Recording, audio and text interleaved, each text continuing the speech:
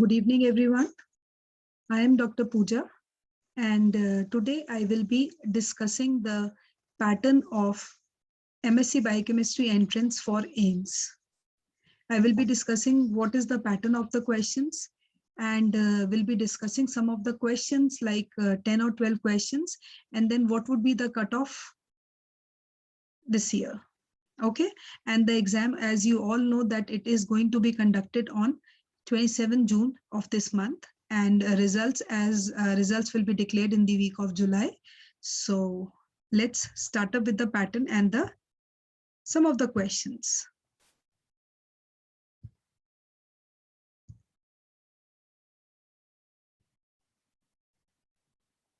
MSc Biochemistry. Now, first of all, those students who intend to pursue this course, let me tell you, biochemistry is a very interesting subject. During your masters, you will come to know about so many facts about our body, what all happens inside our body, and if something is not happening inside our body, what are the disorders which are caused due to that. So this is a very, very interesting subject.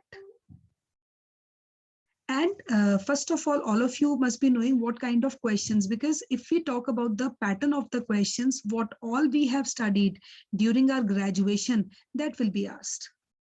And it will include, because some of the students have approached me, what can be the pattern? See, the questions can be asked on cell biology, the questions can be asked on molecular biology, but everything will come whatever you have studied in your graduation, right?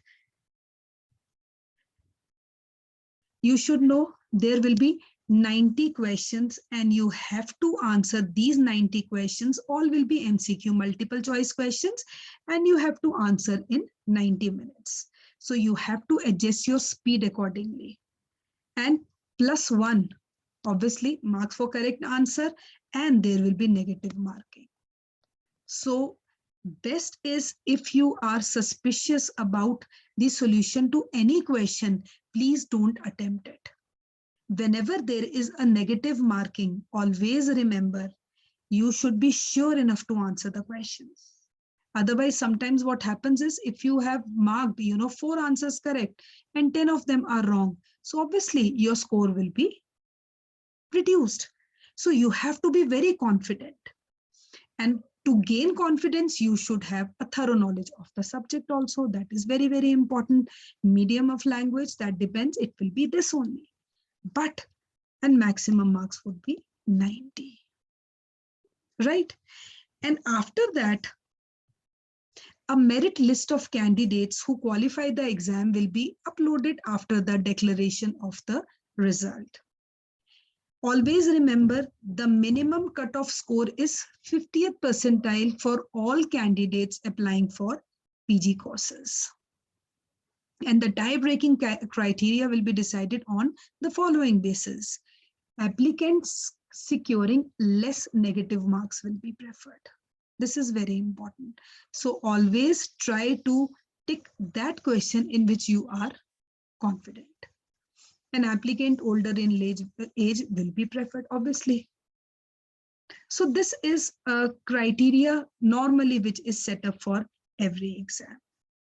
So if you know your whatever you have studied in your graduation, you should be thorough with that. Right? And admission to all PG courses will be based on merit only, and that depends once the exam is held, after that the counseling will be there, and the schedule for counseling will be uploaded on the website. All applicants must attend counseling according to this schedule and in the order of their merit. And qualified candidates whose name appears in the merit list will be eligible for counseling. And these shortlisted candidates will also be notified via SMS and email. So what I'm trying to tell you here is, always go for a correct answer, very important. Or if you are not sure about that answer, please, please, please don't go for that. And don't waste your time in thinking also. Because the time is as such, you have to attempt 90 questions in 90 minutes only. So you cannot devote more than 1 minute. and questions will be multiple choice questions. Some of the questions I will be discussing, and the questions which I will be discussing, they have been asked in the previous year questions. Right? Now see, question number 1, what is true about sickle cell? Except.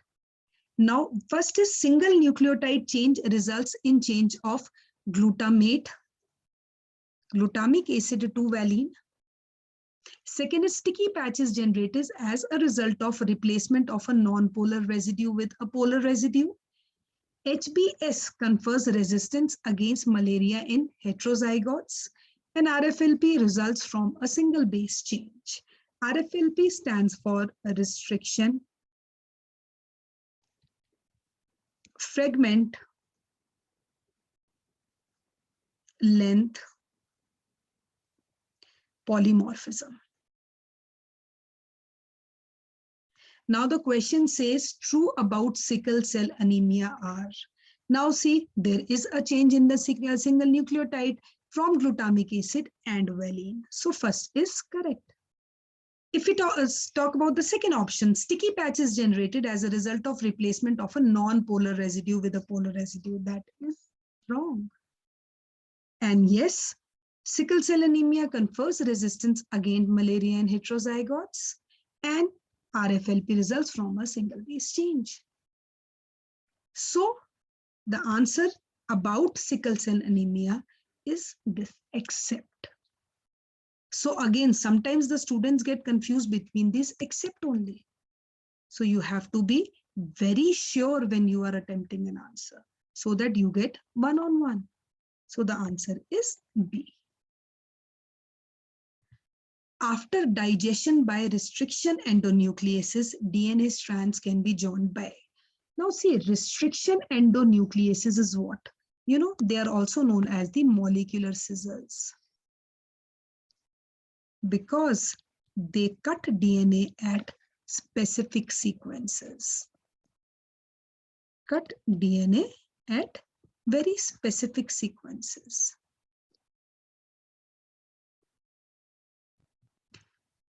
Right, once they are digested, DNA strands are always joined by DNA ligase, as DNA ligase is also known as glue of DNA. Whenever DNA undergoes repair, whenever DNA undergoes replication, in case of lagging strand, whenever we talk about sticking of DNA, it is DNA ligase. Now, since we are discussing this question, let me tell you the other options also. Answer would be B only. DNA polymerase, polymerization means forming copies of DNA. Topoisomerases is a stress-relieving enzyme कि whenever DNA unwinds, the stress is released by that. Same is the case with gyrase.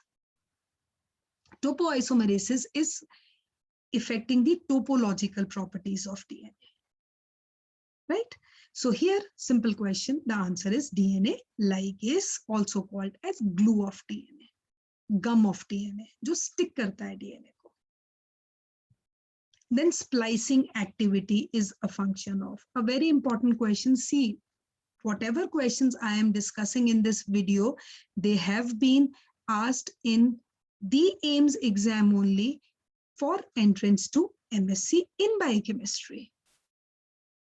Right? So it's a matter of chance कि out of these 10 questions, 1 or 2 questions might come also. Now, splicing is cutting. Or what is splicing? It is simply converting heterogenetic RNA to messenger RNA. How? By removal of introns. Splicing is done. And for this, snRNA, which are also known as the SNRPs, they help in splicing activity. They remove the introns. Introns क्या होते हैं? Introns are the intervening sequences or the non-coding sequences. ये जो hnRNA बनता है by transcription, इसमें This is an intron, this is an intron, and this is an exon, which is coding. So splicing is carried out. Means what we get is we remove these introns. And what we get here is it is simple messenger RNA which has only exons.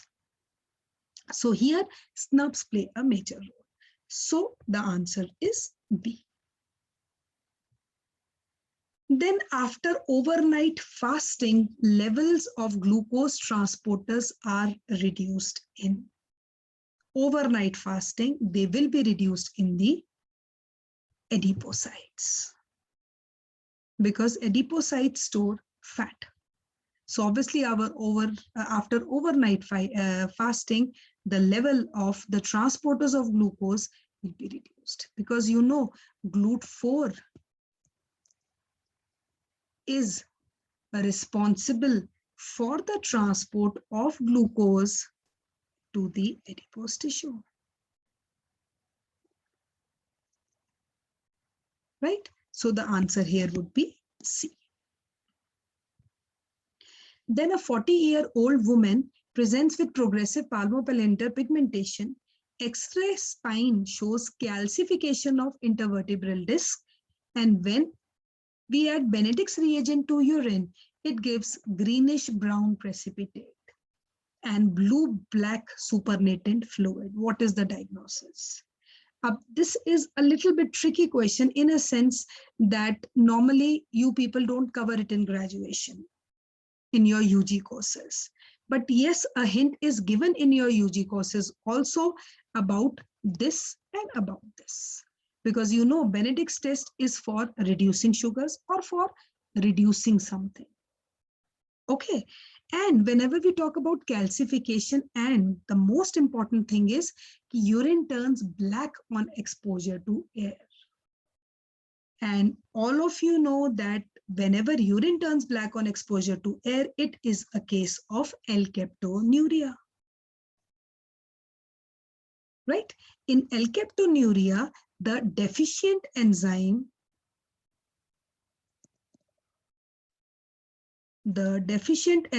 is homogentisate oxidase. And what happens is there is ochronosis. Ochronosis means hyperpigmentation is there. And since homogentisate is a, homogentisate acid is giving greenish brown precipitates, or it gives a positive test with Benedict's reagent. So the answer would be B. Next question. Acetyl coenzyme A can be directly converted to all except. A very interesting question and a very simple question also. Always remember acetyl coenzyme A, which has 2 carbon atoms, is synthesized from pyruvic acid, first of all. It is a precursor of fatty acids. It is a precursor of cholesterol.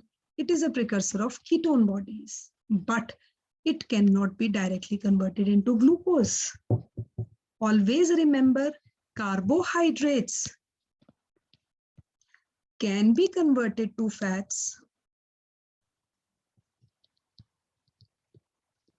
but a reverse is not possible because the conversion of pyruvic acid to acetyl coenzyme A is irreversible. That's why. So the answer is A. Acetyl coenzyme A can be directly converted to fatty acids, cholesterol, and ketone bodies, but not glucose. Then eukaryotic plasma membrane is made up of all except. A very interesting question, a very simple question also. This was asked in year 2010. Carbohydrates are there. Yes. TGs can never be there. Lecithin, which is a phospholipid, it will be there. And cholesterol will be there. So in eukaryotic plasma membrane, except TGs, carbohydrates, lecithin, cholesterol, all will be there. The enzyme aldolase. अब सबसे पहले aldolase belongs to lyase, or this is a splitting up enzyme. Splitting up enzyme. And its function is it converts fructose 1,6-bisphosphate to dihydroxyacetone phosphate and 3-phosphoglyceraldehyde. Aldolase. So you pick the option, catalyzes formation of DHAP and 3-PGA from fructose 1,6-bisphosphate. So the answer would be D. Moving on to the next question. The amino acid which is both ketogenic and glucogenic.